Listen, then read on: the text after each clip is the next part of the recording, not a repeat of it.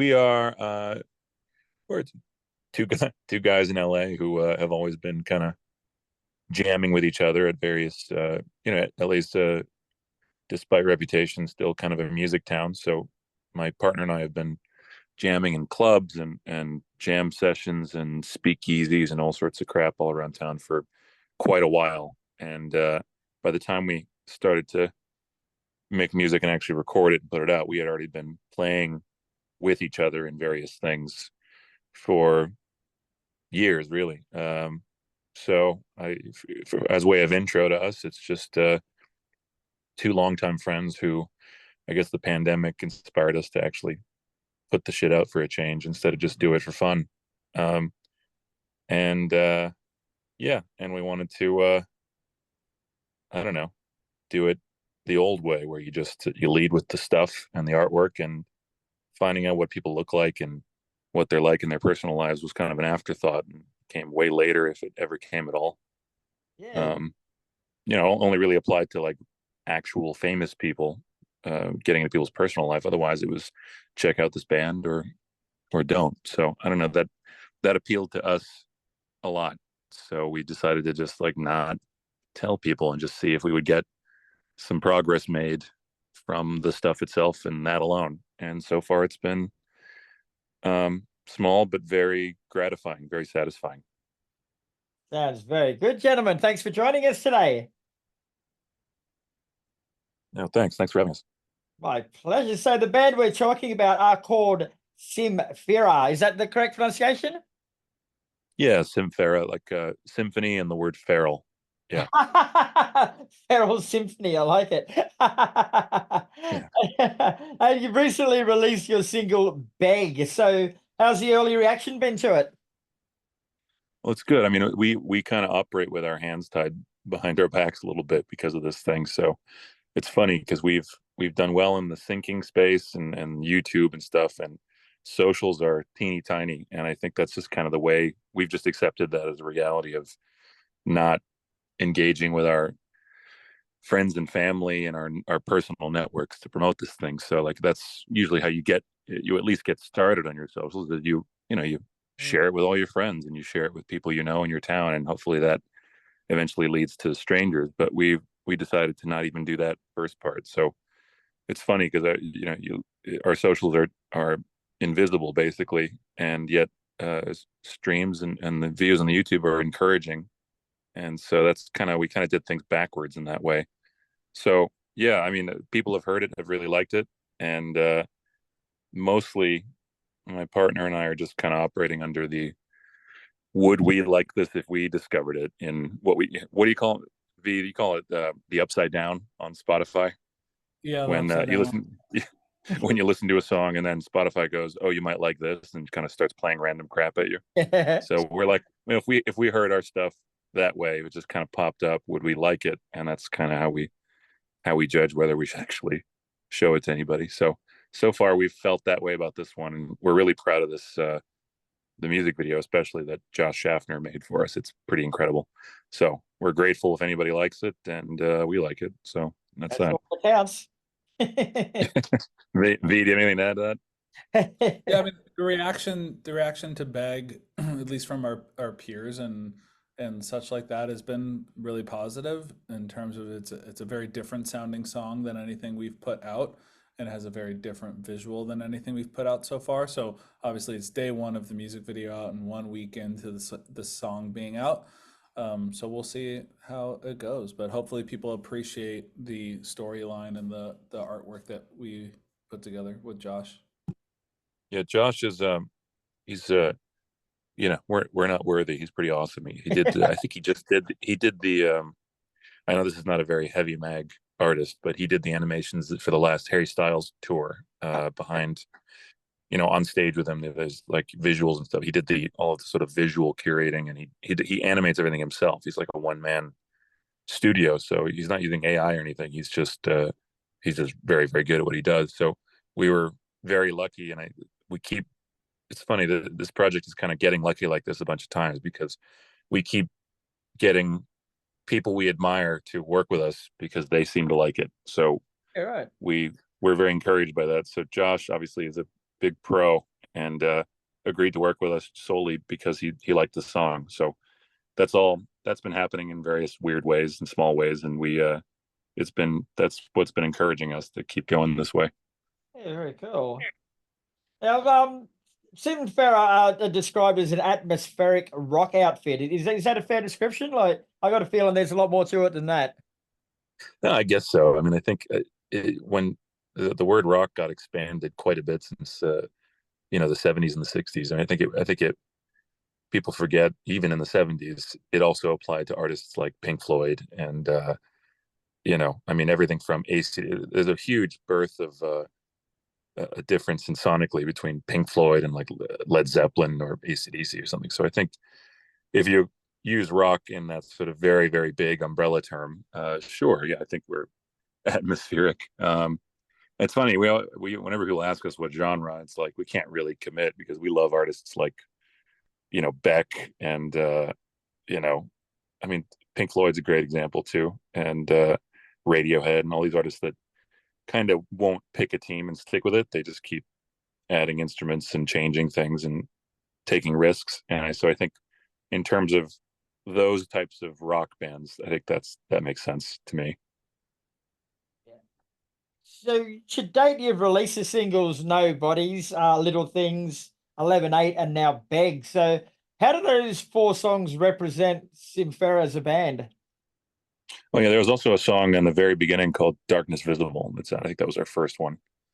Um, and then there's some remixes we have out. But how do they represent us as a band? I think I don't know. I mean, it's been collaborative mostly, so it's like I can speak a lot about what the lyrics mean because I usually lean in heavily into the lyric writing, and V can tell you what inspired him to create the production sounds that he created.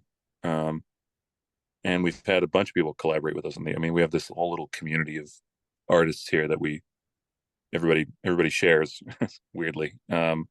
So how does it represent? I don't know. I think what is it we said once? V, we were just talking about like, oh, we want it to be like like a sex playlist during the apocalypse or something, like Very cool. post-apocalyptic hookup playlist, maybe. I think we're really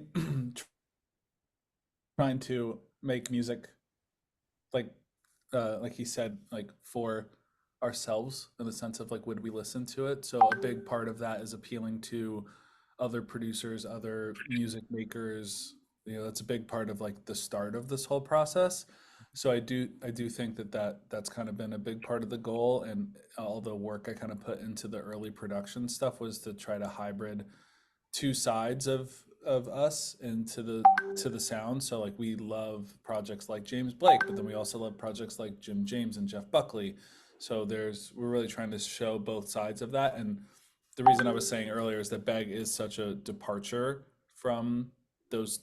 It's more on the heavy one side than it is a accumulation of two sides of the coin.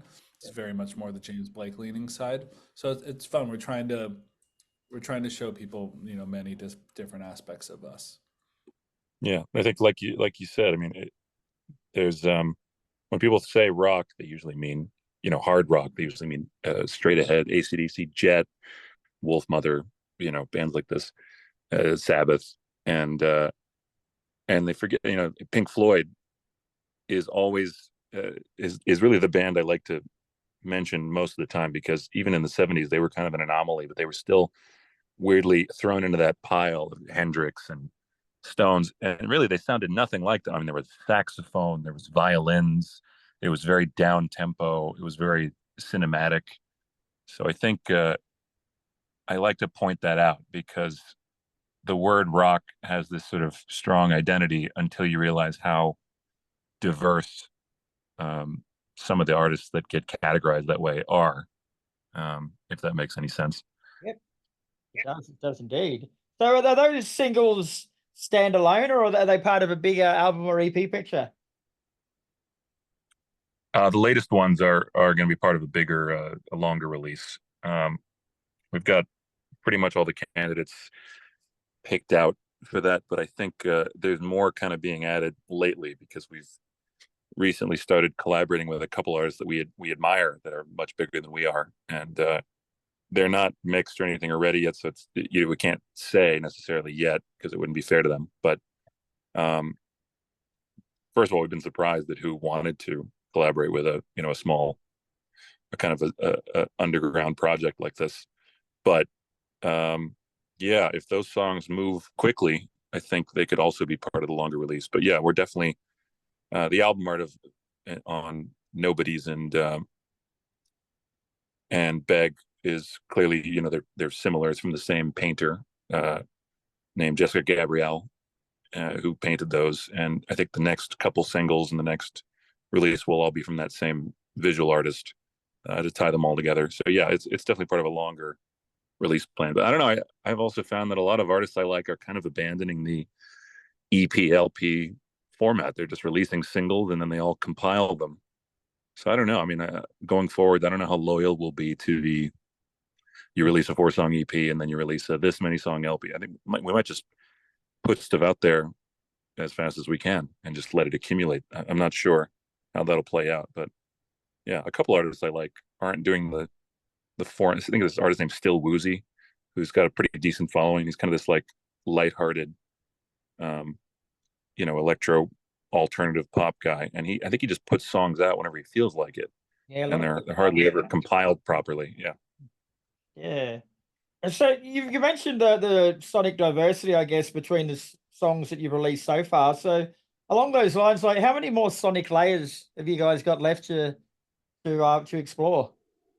I think with 11.8, the remix bundle that we put out, I think that showed a lot of our different sides. Like we put out a version of the song that was very stripped down and really just showed the us, playing piano and singing, which was just very fun. The string, orchestral version of that is something I think we'll be showing a lot more of in releases. Like we've been having a lot of fun collaborating with our buddy Jesse on string renditions and orchestral versions of such, trying to get more into the cinematic space. I think, who knows, honestly, I would say just after some recent recording that we've done, there's probably a layer of a more organic, super raw side that we have yet to fully show. That's Maybe even probably, rootsy. yeah, like just like way more stripped down. We can't Like, pick a lane, honestly. I mean, yeah, we say alternative because it's the easiest to get away with. Yeah, true that. Now we sort of touched on this a bit before in the intro, guys, but when you started, like you've kept your identity secret the whole time. There's only a select few people in the world know who the two of you actually are at the moment. So it's I'll say I know you touched on it, but why the secrecy in it? Like from what I read, it's a fascinating way of looking at things. Well, I mean, we've both got some. We've both got, if we're born and raised in LA, and when you are born and raised in LA, you meet people who make the stuff that everybody hears and sees, and it's a music town and it's a film town. So you start to, if you're out kind of running around the live music scene, you do meet a lot of people, and you start to gain a sort of digital footprint of like we used to play in clubs and stuff, and a lot of the stuff we used to play in clubs sounds kind of nothing like this. And the people we started associating ourselves with online and out in public sound nothing like this. And we were kind of just like, I don't want to go into this with the preconceived notions of what people expect us to make if we're planning on just throwing a total curveball, because I want to know if anyone actually likes the stuff on its own. And I think if we went by our names right, it's not like we're so not famous or anything. I think everybody has a digital footprint now. I mean, it didn't used to be the case, but I think everybody and their mother, you can look up, you can find a lot about somebody by just typing their name in. So I think our footprints of our personal lives were very much in one musical camp, and we wanted to go in a totally different one. And we were also like, well, what if somebody likes our footprint or doesn't like it, either direction, it would influence whether they even whether they like the stuff, whether they want to listen to the stuff. And we were like, what if we just took that off the table and just people had no choice but to judge the stuff on its own with no face or personality attached? It's the only way to know really whether you like it or not. I mean, like, how many times have you seen a trailer for a movie and then an actor you hate his face, he pops up and you kind of go, oh, forget it. Then it's like, what if that movie's awesome but you just hate that guy? Yeah. Or what if that movie blows but oh, that actor is so great, so you go see some shitty, corporate bullshit blockbuster film, and it's like, he's usually so good, I guess he just wanted the paycheck. It's like these personalities kind of get in the way. And I always love that moment where, like, you discover a film, as using the film metaphor, and you kind of go, I've never seen any of these actors before, and that film was incredible. You know that the only reason that film was incredible was the film, nothing to do with, Right. oh, I heard that actor married this actor, and I heard that that person does this. And it's like, no, you're going in blind, haven't even seen a trailer, is such an awesome feeling. So I think we wanted to do that, and I don't know if that makes any sense, but Perfect we're sense. also just fucking sick of, everyone's overexposed, aren't they? I mean, isn't it kind of nice to just go, no, you don't get to come in my living room. You know what I mean? Yeah, that's fair.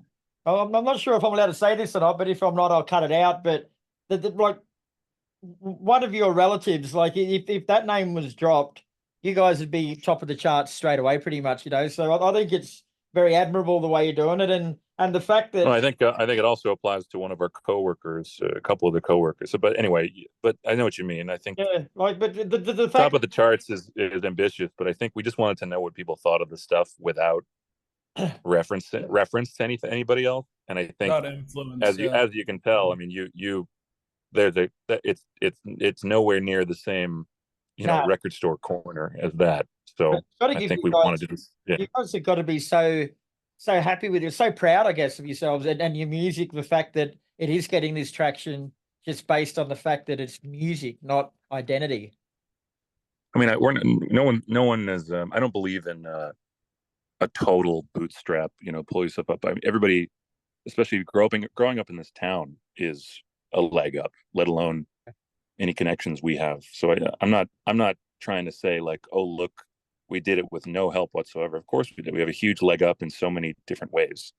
But in terms of just people digesting the art piece, I wanted to know what they thought of it without coloring their opinion of it with anything else. So that was just, it's not about like whether we get full credit or anything. It's just like, I wonder what people actually think of this song if we didn't lead them to water, so to speak. I don't know if that makes any sense, that distinction, but Yeah.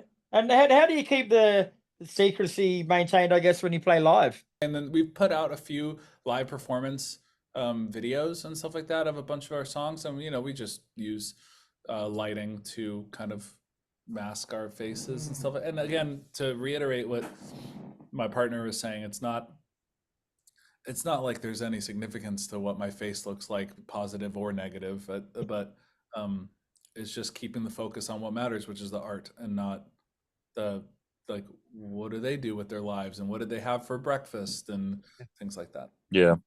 We also, yeah, we to piggyback off that, it's we're also not trying to make that the point either. Yeah. Like, oh, look how mysterious they're being. I mean, we hope no one would even notice, because it's an unknown band. So who would even notice that you don't know that unknown band's real names? We just thought, oh, let's just lead with the thing we want to lead with, and let's just not mention it. And I think a few people in interviews we've done have glommed on to the mystery as sort of a deliberate kind of a PR choice. And I want to emphasize that it's really not what we're trying to do. It kind of just ended up that way. We weren't trying to be like Sleep Token or like Daft Punk or something. We were just trying to like go unnoticed, so that the cool music video with a cool song would be the only thing people encountered, and they wouldn't encounter our personal social medias in the meantime. I think that was just like, we wanted to keep it kind of pure. Yeah. So we're not trying to be deliberately Zorro about it. I mean, that's not part of the plan. That's just kind of ended up that way. But yeah, I hope that distinction is clear. Like, there's nothing wrong with being deliberately mysterious. I think the Sleep Token thing is actually kind of rad. But that wasn't what we were trying to do. We were just trying to keep focus. Yeah. So basically, it's not a gimmick. You guys keep your identity secret. It's more just it's just a personal choice. Yeah, we were just trying to be shy. We're not trying to be like, ooh, don't you want to know? It's like, no, it's fine. You don't have to know. Yeah, It's fine. very Just like the song or don't, whatever. yes. So what is next for Sym Fera? Like, it sounds like he's got a bit in the wind. So what's next? Oh, we've got. I mean, I hope pretty soon. I hope this year or the early next year is going to be a couple different um, collaborations with these artists that we admire that have come forward. We just finished a week in studio with an artist we were both just fans of before, who we just got connected with, and he freaked out over the stuff we showed him, the unreleased stuff, and he just spent a week in the studio with us just making stuff. So we have a whole other, at least an EP's worth of stuff that we made with this artist. And then there's another artist who's much bigger than any of us who took an interest to. We wrote a song for Sync, which for those of you not in the biz, it's a song to pitch to TV and movies, where we found some success there. That we like the idea of maybe scoring someday. I know that's Yeah. that's a goal of my partner's. He's pretty sophisticated at putting an audio identity behind a visual piece. So I think at some point, scoring a film or a TV show would be in the cards. But in the meantime, definitely these collaborations. You'll see some more established artists featuring us and us featuring them and that sort of thing. Very good. All right, gentlemen. Well, thank you very much for your time. It's been an absolute. Yeah, V, do you have anything? I feel like I talked over you. Do you have anything to add, buddy? No, you're good. I'm fine. Yeah, that was great. It's all well. Chris, you feel good? Me, I'm fantastic, bro. I've really enjoyed this interview. It's been great. It's even the fact like I'm not looking at your faces and talking to you. Sorry. It's been good. Like it's added to the whole element of the band. It's good. Yeah, I've really enjoyed it. It's been a good chat. Well, thank you, Chris. You're much. very sweet for playing along with our bullshit. We appreciate it. My pleasure, guys. And hopefully, if you make it over to Australia with the project one day in the future, we'll catch up and Oh, I would. we can all see how wonderful we actually are. I would love to go to Australia. That would be amazing. All right, guys. Well, enjoy the rest of your day and good luck with everything, eh?